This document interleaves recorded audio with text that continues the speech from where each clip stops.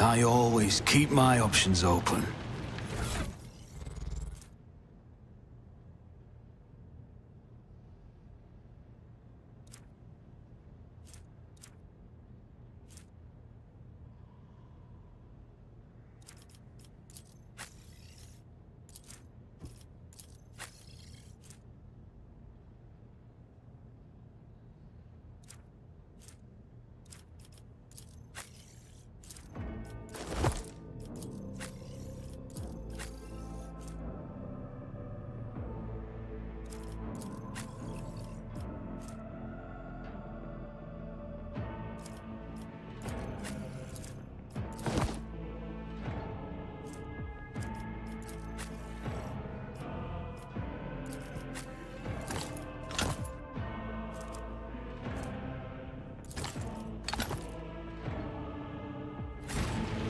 keep your wits about you.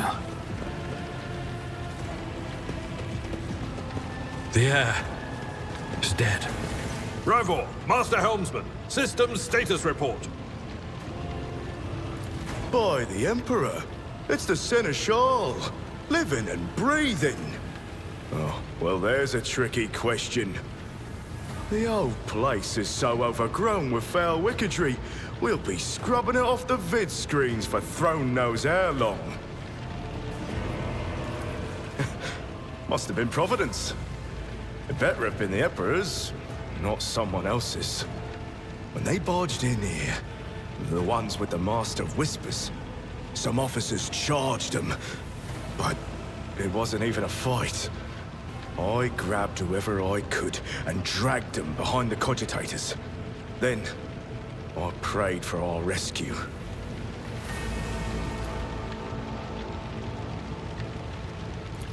Restore the Vox channel to the Navigator's Sanctum. Ready the crew. Prepare for translation to real space. You may call me superstitious, but translation is not a good time to disregard rules. You are the only one who speaks for House von Valancius. You may not be the Lord Captain, but you, more than anyone else, deserve to take her place in the ritual that is about to commence. Take the Lord Captain's seat. Order the final preparations. Wait for the officers to report. Oh, blast it all to the void! Translation is a craft, not...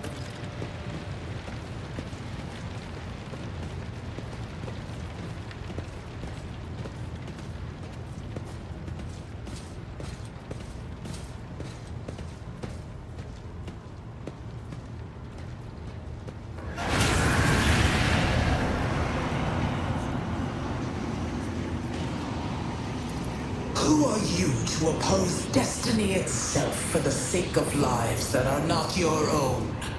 So many threads stretch between you and other creatures of your world. Pitiful, worthless links, ready to shatter at the slightest touch.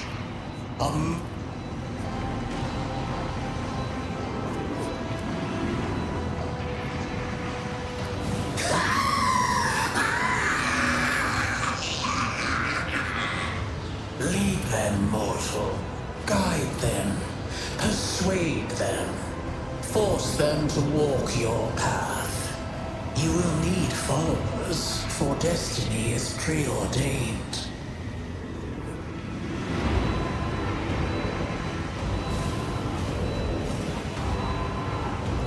The aspirant vowed to return with a trophy, a relic that could serve the edge of daybreak. That fate was assured, and the steps chosen. And yet, you broke the unbreakable when you took the aspirant's place. I see you. On the day when the final dawn rises over the Iron World, I see you by my side on that day. The day of my resurrection. Your image is woven into the tapestry of things to come. I am the will of the weaver of destinies, and today I will weave a new thread of elusive possibilities and fickle chances. The thread that will lead you out of the maw of irreversibility. The thread that will help you find the keys to salvation. The thread that will guide you and the weapon of our return to me. The path is set, child of the dawn. The thread is woven. Follow it, servant of mine.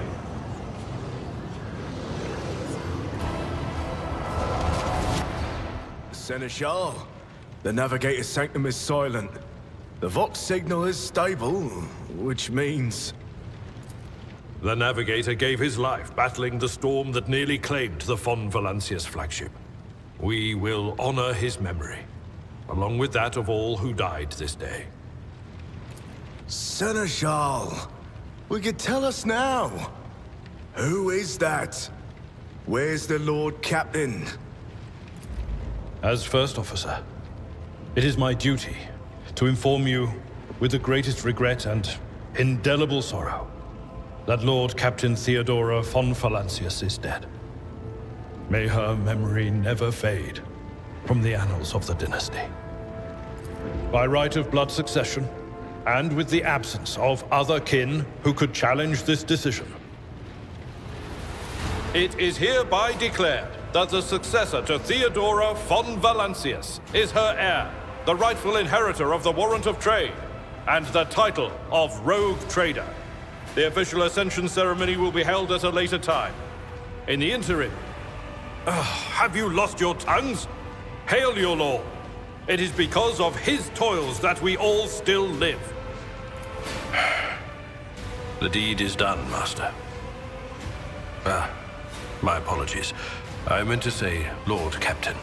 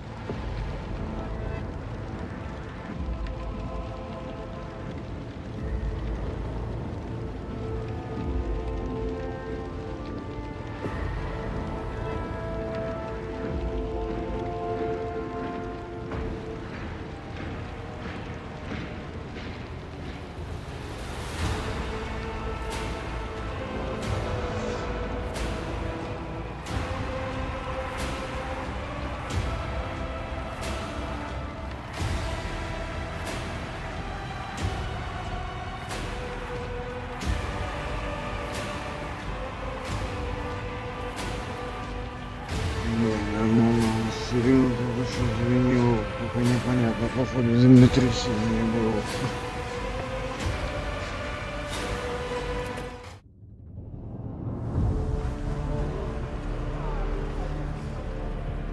The treachery of the Master of Whispers was fruitless, but victory came at a great cost. Lord Captain Theodora von Valancius perished along with her heir Edelthrad, and thousands of crew members.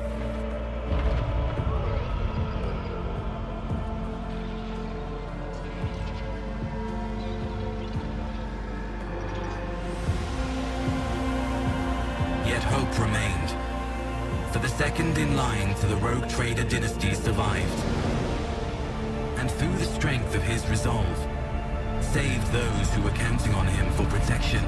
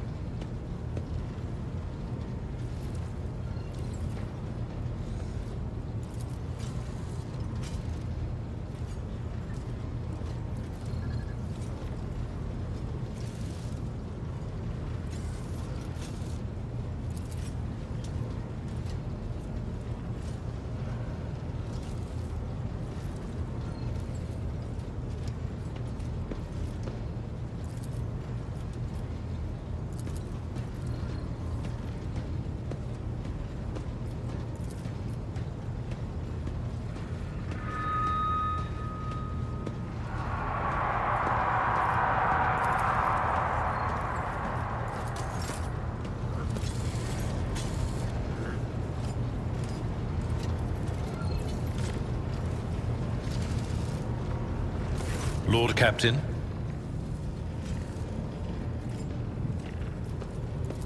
A noble aspiration, Lord Captain. I am ready to acquaint you with all the particulars that interest you. This is a topic for an official briefing, not a casual conversation. But I will try to answer succinctly. And if you permit, in my own words, the Coronus Expanse is considerably removed from the heart of the Imperium. This means that local warp routes become useless within months. Established pathways are regularly subject to attacks from all kinds of rabble. And in the only major port, the Imperium's frigates find themselves moored alongside pirate vessels. Until recently, the Coronus Expanse could hardly have been called a region of the Imperium. The situation has changed with the arrival of the Lord Inquisitor, but not by much. This place operates under its own rules, you see. More radical, so to speak. But ones that allow for a non-standard approach where there is a promise of victory. The Coronus Expanse is considered rogue trader territory for a reason. Only rogue traders have sufficient military might, audacity, and the rights granted them by the warrant to survive the leap into the unexplored part of the Expanse. And in the event of a successful outcome, to hold on to whatever they manage to capture on the frontier. In the first instance, you should treat official representatives of the Imperium with respect. The Expanse may be on the fringes, but it still numbers among the territories of the Golden Throne. The arrival of the Lord Inquisitor has turned the Coronus Expanse into a less wild and uncontrolled region, to the regret of some individuals who had grown inured to the local lawlessness. Rogue traders such as yourself are also servants of the Imperium. They have been accorded special rights and powers. They wield immense authority within their territory, and they enjoy absolute respect in other parts of the Expanse. The most powerful of them are Caligos Winterscale and Incendia Bastal Chorda. Tread carefully when dealing with either of them. If we are to speak of unclaimed territory, which is what Footfall is, among the scum that dwells on that handful of asteroids, there are 3 factions that wield considerable influence in the sector. The first is the Kazbala Commission, organized crime in its most primitive form. It holds sway over the Liege of Footfall and has links to rogue trader Winterscale. The second faction is an offshoot of our shining ecclesiarchy, followers of St. Drusus. They are actively building their forces and hold influence over rogue trader Chorda. And finally, the third faction, the Explorators, a wing of the Adeptus Mechanicus. They are willing to die and kill for the secrets of the ancient technological heresies that are hidden among the stars of the Coronus Expanse. You know, Lord Captain, I am no admirer of fine art. But when we next find ourselves in a civilized port, with time to spare, I will promptly find an artist and commission a portrait of the individual to whom you refer, with a hole between the eyes. Conrad Voigtveer. That he committed his treachery and escaped with his life was an unforgivable oversight. We both served Lord Captain Theodora for many years, and we never saw eye to eye. He was brash. He was never afraid of assuming responsibility, and he willingly took on difficult tasks. I am loath to admit it, but the von Valancius Protectorate continues to reap the fruits of his labors to this day. His service always garnered my respect. But everything else about him made me want to wring the neck of that two-faced snake.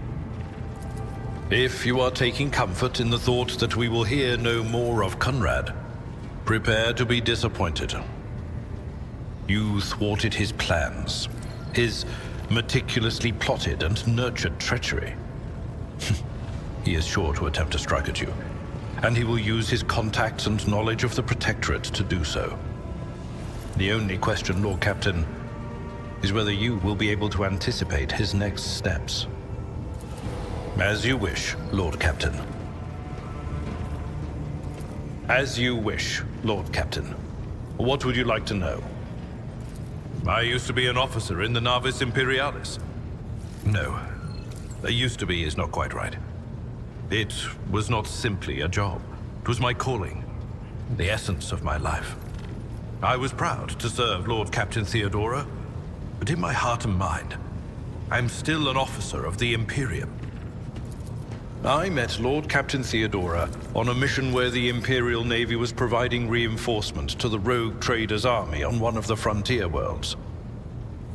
Our acquaintance was not easy.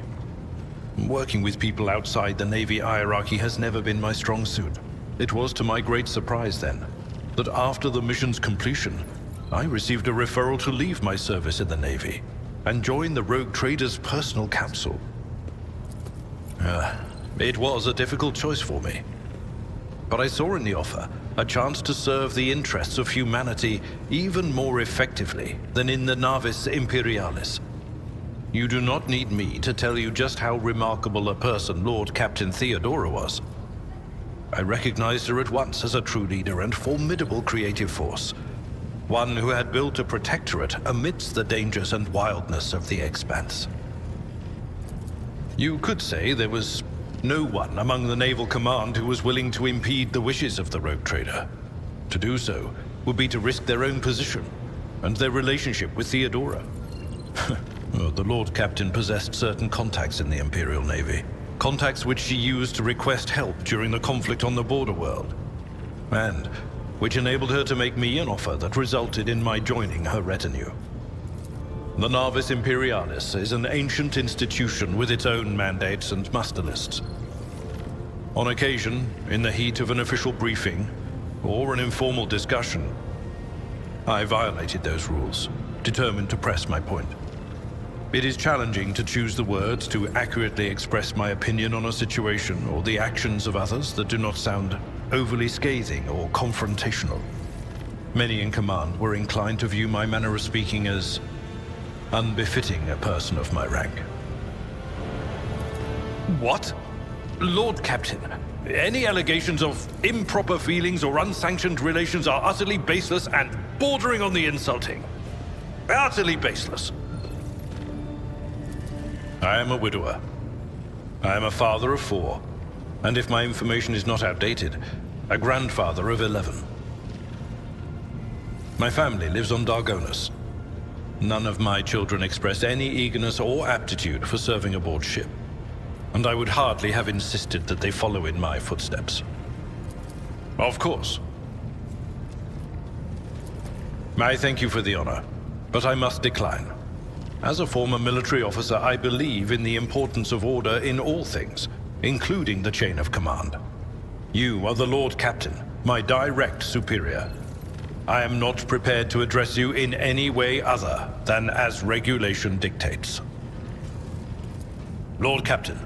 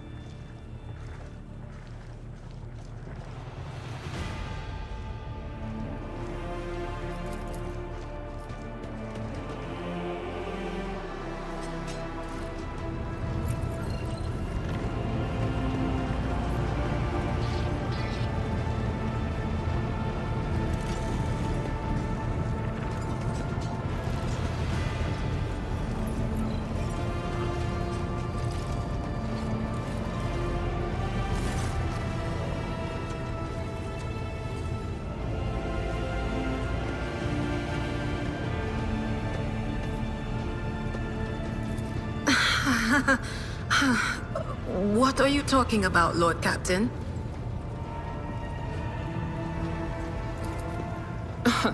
Look, Lady Theodora couldn't care less if some eggheads measured my brains or not. It's not about the seal on your forehead, get it? It's about what's in your gut, if it's rotten or not. My gut's stronger than the adamantine on this here ship. And my implants are better than the ones they put in you on your Terra. If they weren't, I wouldn't have lived as long as I have. Lyra, an outlying world in the Heathen Stars region. In the Coronus expanse, the deeper you go, the less visible the Astronomicon gets, and the less people know about the Imperium. The arrival of a rogue trader is the best thing that can happen to a world like that. The very best. It's an out-of-the-way planetoid between two faint stars. On Lyra, a dozen local tyrants fight over 5 measly continents. But they use everything they can to win, from poison to psychers. I haven't been there in many years, but there's nothing for me to miss. Trust me. But here on the ship is a different story altogether. I saw more wonders in my first year serving Lady von Valancius than I'd seen in my whole life on Lyra. Like my first journey through the warp, I was in bed for 3 days. I felt like supernovas were exploding in my head. I only found out later that I'd gotten off easy. Just through the bulkhead, in the bay next to mine, a whole team turned into... Look at me rambling on, Lord Captain. Pay no attention. It wasn't like it was a very fun trip, Lord Captain. But look, if you want to be entertained, I'm the woman for the job. I'll entertain you with one of the stories from my collection, no problem. But if you want to hear about the time I melted everyone in the bay next door, well, I just don't really want to go into the details on that one, all right? Oh, I embroidered wall hangings in honor of our national heroes. I did the same thing I do here, Lord Captain. Divining. Our rulers prized the ability to see into the future. Every psyker that could be found was worth a small fortune on Lyra.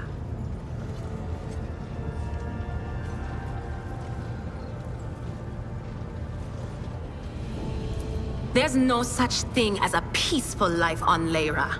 People like me were especially sought after. They'd pick psychers up wherever they found them, buy kids off their parents, even just abduct them. Take me, for instance.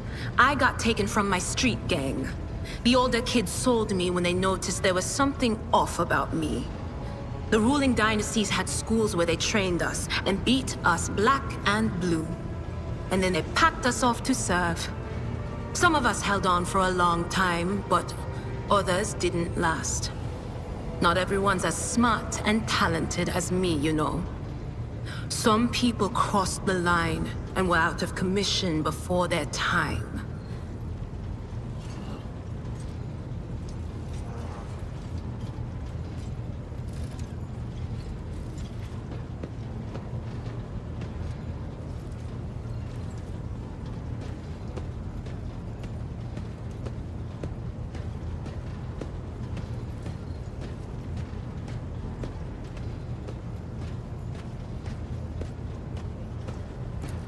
Theodora von Valancius paid a visit to the ruler I was serving at the time.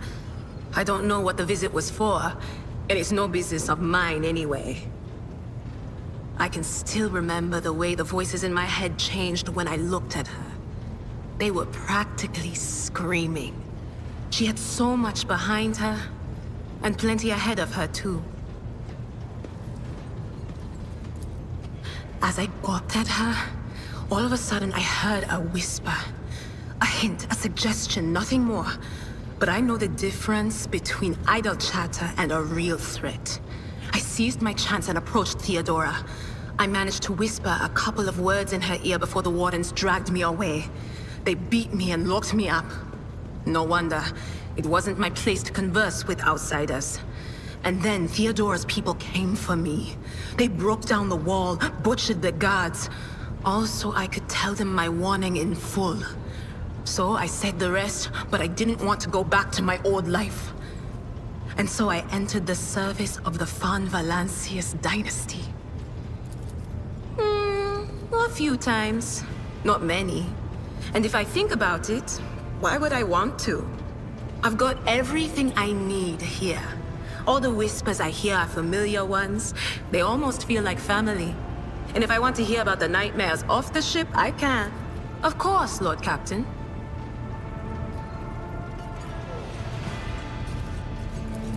You bet I do, Lord Captain.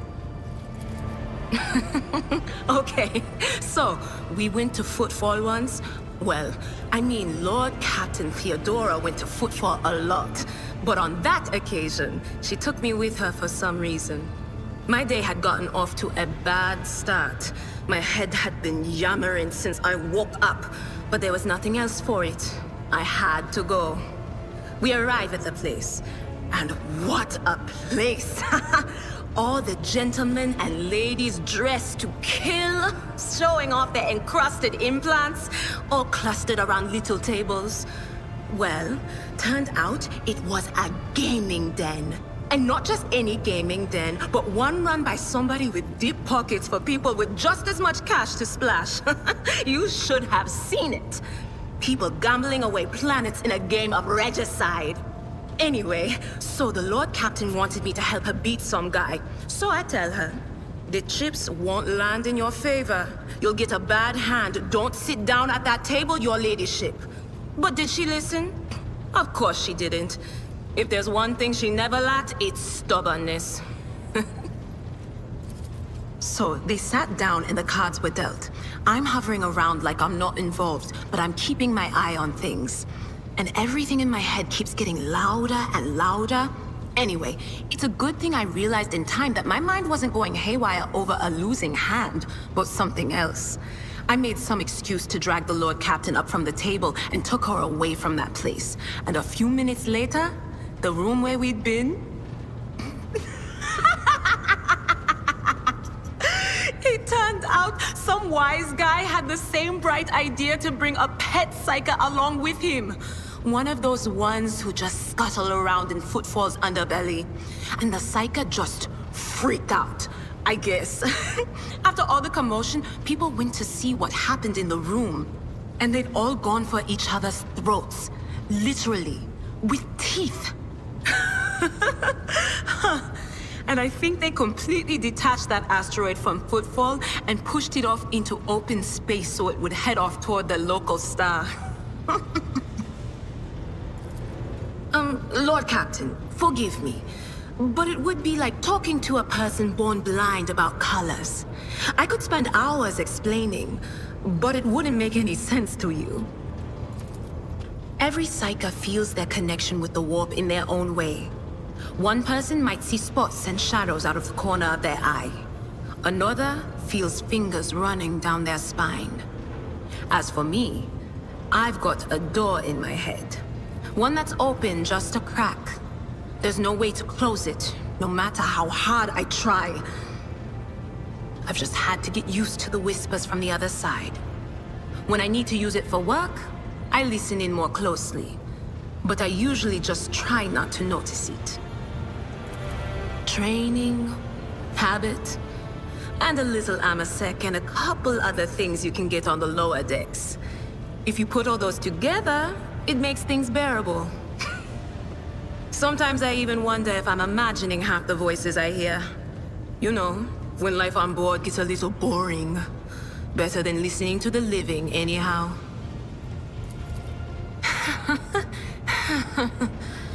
Well, if the door opens, that means somebody's planning to come in, right? But screw them.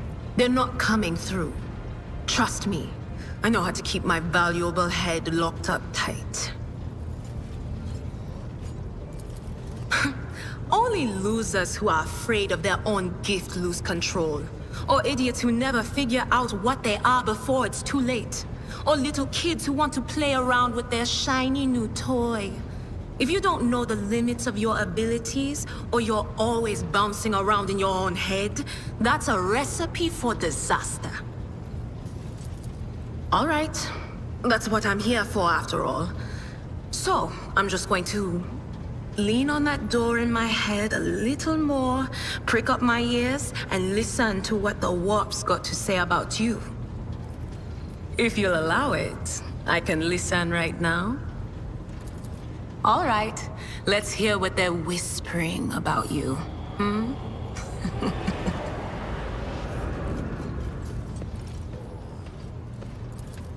Seek not on firm ground, but in a golden hall suspended in the void.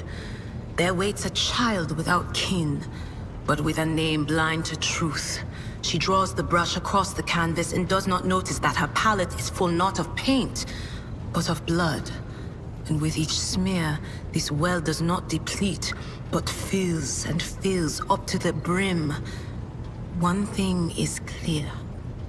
When this vessel overflows, none will remain unstained. Among the blind men and false prophets, a red-robed sage seeks the answer to a question. He does not know that it is not the answer he must seek, but the question that will draw everything into focus. Will you help him, rogue trader?